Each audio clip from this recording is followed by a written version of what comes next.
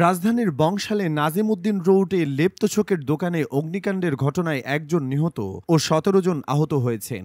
আজ সোমবার সকালে ফায়ার সার্ভিসের ডিউটি অফিসার মোহাম্মদ শাহজাহান এ তথ্য নিশ্চিত করেন। তিনি বলেন, সোমবার দিবাগত রাত আনুমানিক ৪টা ১০ মিনিটের দিকে ৭তলা ভবনের নিচতলায় আগুন লাগে। খবর পেয়ে ফায়ার সার্ভিসের ৭টি ইউনিট প্রায় ১ ঘণ্টা চেষ্টার পর আগুন নির্বাপন করে। তিনি আরও বলেন, ভবন থেকে ১৮ জনকে উদ্ধার করা হয়। তাদের মধ্যে ১২ জনকে ফায়ার সার্ভিস প্রাথমিক চিকিৎসা দেন, বাকি ৬ জনকে হাসপাতালে পাঠানো হয়। আজ সোমবার সকালে ঢাকা মেডিকেল কলেজ পুলিশ ফাঁড়ির ইনচার্জ মোহাম্মদ ফারুক বলেন, এ ঘটনায় আমিন উদ্দিন নামের এক ব্যক্তি নিহত হয়েছেন। এই পুলিশ কর্মকর্তা আরও জানান, আহতদের মধ্যে কমপক্ষে ৬ জনকে ঢাকা মেডিকেল কলেজ ও বার্ন ইনস্টিটিউটে ভর্তি করা হয়েছে। এছাড়া দগ্ধ ৪ জনকে ঢাকা মেডিকেল কলেজের বার্ন ইনস্টিটিউটে পাঠানো হয়েছে। তবে নিহত আমিন উদ্দিন লেপ্তশোকের দোকানের কর্মী নন। তিনি পাশের একটি ফার্নিচারের দোকানে রিয়েল উড ফার্নিচারের ম্যানেজার হিসেবে কর্মরত ছিলেন। জানতে চাইলে রিয়েল উড ফার্নিচারের দোকানের মালিক আতিকুর রহমান জানান, তার দোকানে ২ জন ম্যানেজার ও একজন কর্মচারী রাতে ঘুমিয়েছিলেন। তাদের মধ্যে ম্যানেজার আমিন উদ্দিন আগুনের ধোঁয়ায় অসুস্থ হয়ে মারা যান।